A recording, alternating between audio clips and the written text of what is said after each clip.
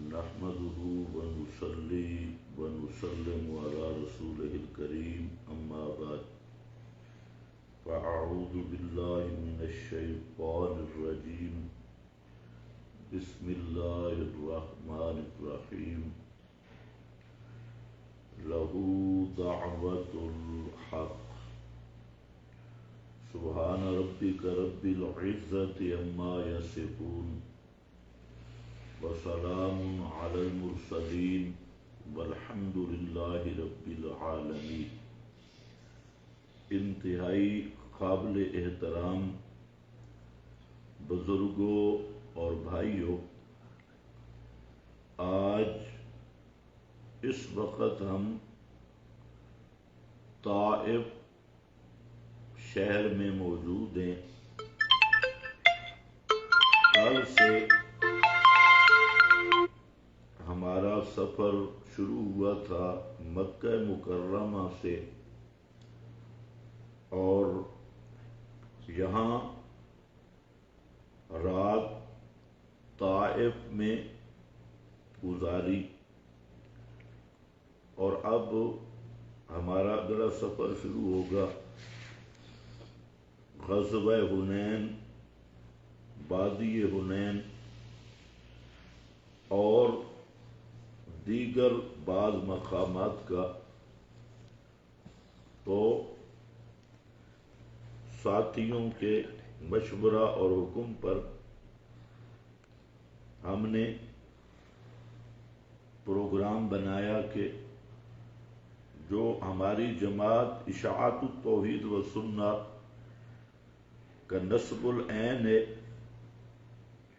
اور امتیاز ہے، وہ درس قرآن ہے۔ تو آج کا یہ درس قرآن طائف سعودی عرب کے معروف شہر میں انعقاد کیا گیا۔ تو چند کلمات اللہ تعالی سے دعا ہے کہ اللہ ایسے کلمات عطا کرے جو ہماری دعوتی پروگرام اور جہاں توحید و سنت کے بیان کے وہ کلمات دنیا آخرت میں ہماری نجات کا سبب بن جائے۔ سامعین حضرات، اس میں کوئی شک نہیں کہ اس کائنات کی بنا توحید پر ہے۔ قرآن کریم سورۃ الطلاق، اس کا آخر، اسی طرح سورہ احقاف شریفہ اس کی ابتدا، اس میں ایک مضمون ذکر کیا جو قرآن مقدس کے کئی مقامات پہ پھیلا ہوا مضمون ہے، اور وہ یہ ہے کہ اللہ تعالیٰ نے اس کائنات کو کیوں پیدا کیا، وجہ تخلیق کائنات کیا ہے۔ تو اللہ تعالیٰ نے سورۃ الطلاق میں آخری آیت میں واضح طور پہ ذکر کیا کہ 7 آسمان 7 زمینیں، جنہیں 14 طبق کہا جاتا ہے، کیوں بنائے؟ خلق 7 سماوات والارض مثلہن یتنزل الامر بینہن۔ یہاں 3 کلمات قابل غور ہیں کہ 7 سماوات 7 آسمان، والارض مثلہن اور 7 زمینیں، وَيَتَنَزَّلُ الْأَمْرُ بَيْنَهُنَّ، اور ان کے درمیان اپنی قدرت کا کرن چھوڑنا۔ يَتَنَزَّلُ الْأَمْرُ بَيْنَهُنَّ کیوں ہے؟ لِتَعْلَمُوا أَنَّ اللَّهَ عَلَى كُلِّ شَيْءٍ قَدِيرٌ وَأَنَّ اللَّهَ قَدْ أَحَاطَ بِكُلِّ شَيْءٍ عِلْمًا۔ تو اللہ نے یہ 14 طبق کی کائنات اس لیے پیدا کی، لِتَعْلَمُوا، تاکہ تمہیں علم ہو پتہ چلے دو بنیادیں، ایک یہ کہ سب کچھ جاننے والا اللہ ہے، اور دوسرا یہ کہ سب پر متصرف اللہ ہے، اور یہ دونوں بنیادیں ملیں کہ غیب دان اللہ اور متصرف صرف اللہ، تو ان کے ملنے سے بنتا ہے لا الہ الا اللہ، اور لا الہ الا اللہ لا متصرف فی الامور فوق الاسباب الا اللہ، اور لا الہ الا اللہ لا یعلم الغیب الا اللہ۔ تو الوہیت کی بنیاد یہی دو چیزیں ہیں کہ تصرف ما فوق الاسباب اور علم ما فوق الاسباب۔ تو اس آیت میں اللہ تعالیٰ نے واضح طور پہ بتا دیا کہ 7 آسمان اور 7 زمینیں کیوں پیدا کی، اور ان کے درمیان یتنزل الامر بینہن، اپنی قدرت کا کرنٹ چھوڑا، کیوں، اس کی وجہ کیا تھی؟ تو اللہ تعالیٰ نے خود فرمایا لِتَعْلَمُوا أَنَّ اللَّهَ عَلَى كُلِّ شَيْءٍ قَدِيرٌ وَأَنَّ اللَّهَ قَدْ أَحَاطَ بِكُلِّ شَيْءٍ عِلْمًا۔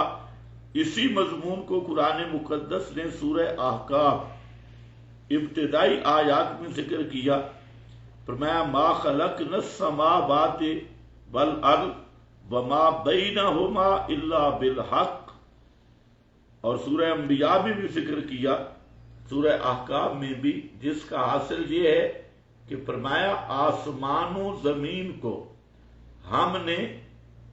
کس مقصد کے لیے پیدا کیا؟ حصر کے طور پہ ذکر کیا، نہیں پیدا کیا ان کو الا بالحق۔ اس بالحق کے 3 مفہوم ہیں بلکہ 4، ان میں سے اصل مقصد ہے بالحق، اس کا مطلب ہے لِإِظْهَارِ الحق، اظہار توحید، توحید کو واضح کرنے کے لیے اور ظاہر کرنے کے لیے ہم نے اس کائنات کو پیدا کیا، آسمانوں کو بھی اور زمین کو بھی۔ اسی طریقہ سے قرآن مقدس نے خود فیصلہ کیا کہ وہ حق ہے کیا جس کے لیے آسمانوں، زمین اور تخلیق کائنات ہوئی، وہ حق ہے لہو دعوت الحق۔ لہو دعوت الحق، یہ لام اختصاص کا ہے، دعوت دعا، اور الحق اللہ ایک بالدعا۔ تو اس آیت کا معنی مختصر لفظوں میں یہ ہے کہ صد سور پکار کے لائق ہونا یہ اللہ ہی کا خاصہ ہے، پکاروں کے لائق ہونا یہ اللہ ہی کا خاصہ ہے۔ اللہ تعالیٰ کے سوا کوئی زندہ، کوئی مردہ، کوئی اللہ کا محبوب پیغمبر، کوئی ولی، کوئی علی، کوئی حسن، حسین، ان کی عظمتیں برحق ہیں، لیکن وہ پکار کے لائق نہیں، حاجات اور مشکلات میں پکارے جانے کے لائق۔ لہو دعوت الحق، یہ صرف اللہ ہے، اللہ کے سوا اور کوئی نہیں۔ اور پھر اللہ تعالیٰ نے قرآن مقدس میں اس کائنات کا باعث تخلیق جو ذکر کیا ہے وہ یہی خالص توحید ہے، لہو دعوت الحق والی کہ اور لا الہ الا اللہ والی، کہ اللہ کے سوا کوئی پکارے سننے والا نہیں، کوئی پکاروں کے لائق نہیں۔ دوسری بات یہ سمجھے کہ ساری کائنات کی بقا اور روح وہ بھی مسئلہ توحید ہے۔ اللہ کے رسول صلی اللہ علیہ وسلم نے فرمایا مسلم شریف کی حدیث میں کہ لا تقوم الساعۃ حتی لا یقال فی الارض، اللہ اللہ، کہ اس وقت تک قیامت قائم نہیں ہو سکتی جب تک زمین کے اندر ایک بھی اللہ اللہ یعنی لا الہ الا اللہ کہنے والا موجود ہے۔ تو اس کائنات کی بنیاد بھی توحید اور اس کائنات کی روح اور بقا بھی توحید ہے۔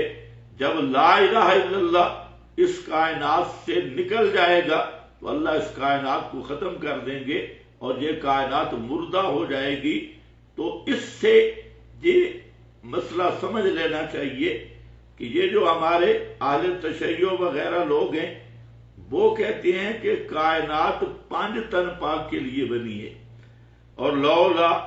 اگر یہ 5 تن پاک نہ ہوتے کائنات نہ بنتی۔ یہودی کہتے ہیں کائنات حضرت عزیر کے لیے بنی، لولا عزیر لما خلقت الافلاک۔ عیسائی کہتے ہیں کائنات حضرت عیسیٰ کے لیے بنی، لولا عیسیٰ لما خلقت الافلاک۔ اور جب اہل تشیع کی اگلی نسل چلی لوز، تو انہوں نے پھر یہ کہا کہ کائنات نبی کریم صلی اللہ علیہ وسلم کے لیے بنی، اور اس کے لیے انہوں نے ایک جھوٹی روایت بھی تراش لی، لولا کا لما خلقت الافلاک، سونیا جے تو نہ پیدا کرنا ہوندا تے کائنات اسی نہ پیدا کر دے۔ حالانکہ سب کے سب محدثین کہتے ہیں موضوع یہ جھوٹی روایت ہے،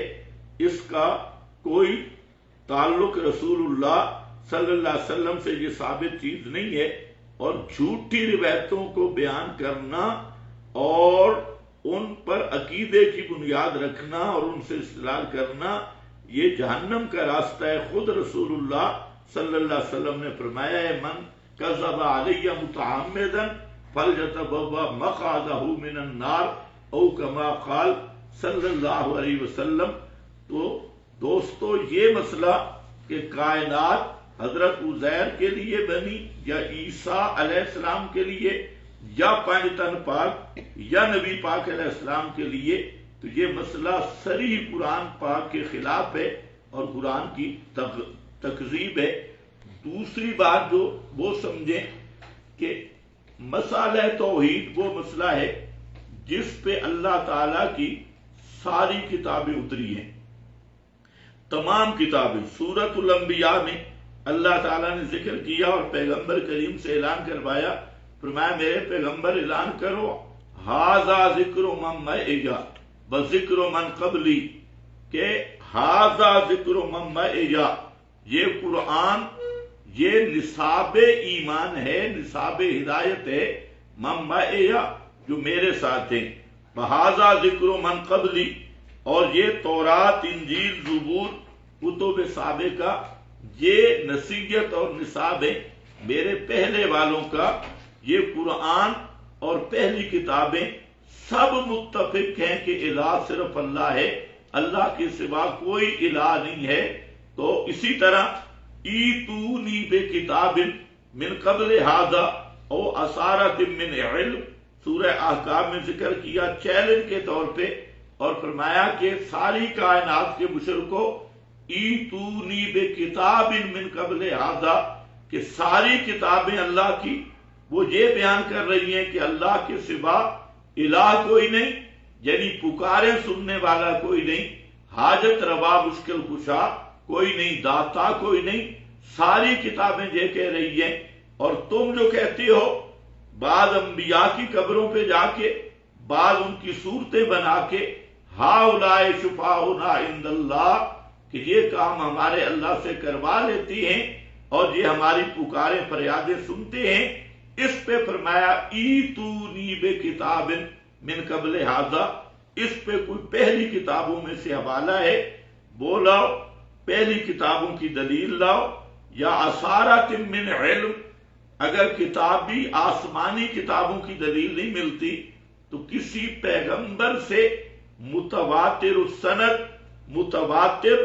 منقول، متواتر النقل وہ روایت پیش کر دو۔ اثارۃ من علم، من ظن نہیں، ضعیف روایتیں نہیں، راویوں کی گپ شپ نہیں، مضبوط بات ہو جس کو علم کہا جاتا ہو، یا کوئی عقلی دلیل۔ یہ 3 دلیلوں کا مطالبہ کہ عقل کی دلیل پیش کر دو،